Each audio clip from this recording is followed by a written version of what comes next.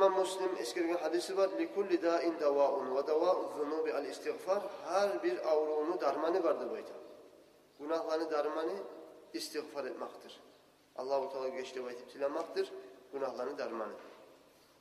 İbn-i Sünni eskergen hadisinde Peygamber sallallahu aleyhi ve sellem ayta men istagfarallaha fi kulli yevmin 70 marra. Kim adam her gün Allah-u Teala'dan geçti tilasa günahlarını 70 kere estağfirullah deb aytsa gafarallahu lehu 700 zanbin. Allah-u Teala şu kişini 700 günahın geçecektir. Kim 70 kere aytsa Allah 700 günahın geçecektir. وَقَدْ خَابَ عَبْدٌ أَوْ أَمَةٌ عَمِلَ فِي الْيَوْمِ وَاللَّيْلَةِ أَكْثَرَ مِنْ 700 ذنب. وَقَدْ خَابَ عَبْدٌ أَوْ أَمَةٌ عَمِلَ فِي الْيَوْمِ وَاللَّيْلَةِ أَكْثَرَ مِنْ 700 ذنب. Şöyle babanla ulu talaylı ağı nasiplere yetişken adam ne baytayık? Şu bir kulub olsun, ergişip olsun, katılmışıp olsun, bir günlüğü içinne, bir geçeni içinne, şu 700 günahtanla kop günah etken ergişi, katılmışı, gertidenle kop senin talaysızlıkla yetişken, tahs etken adamlar dedi baytayık. Kopulu kuturluğa yetişken. Arağız 70 kere aytsa 700 günahın çaya. 700'den de kop günah etken adam için gertiden de kop satını, kop talaysızlığa yetişken adam dedi baytayık Peygamber. 700'den de günahtan da daha da kop günah etken işi gertidenle şu kop talaysızlığa yetişken adam dedi baytayık.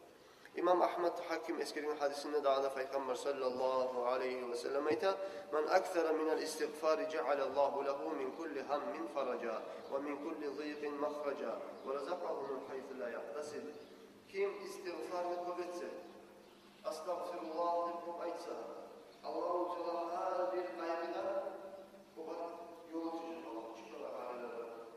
Her bir kaygıdan Allah-u Teala etkini geçecek.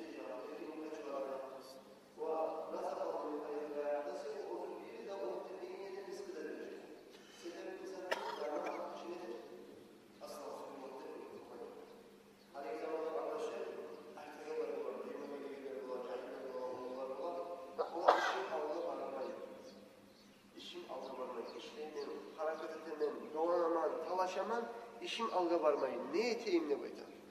Ne ettiğini bilmeyen adam. Peygamber aleyhissalatu vesselam aytatura darman.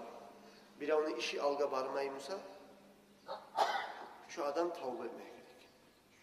İşi alga varmayımsa astagfirullah'ını kop aytip iverse 100 kere 500, 1000, 5000 astagfirullah'ını kop aytip iverali işin alga varmayımsa görürsen işin alga varan koyun. İşi alga varmayı yanlık, bereketsizlik, rızkısı az olmanın sebebi günahlar da bayken başka hadisi var.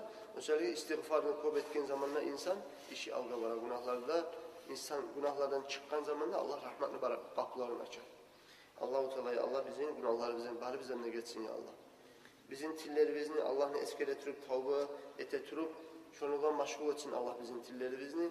Vesselamu aleyküm ve rahmetullahi teala ve berekatuhu.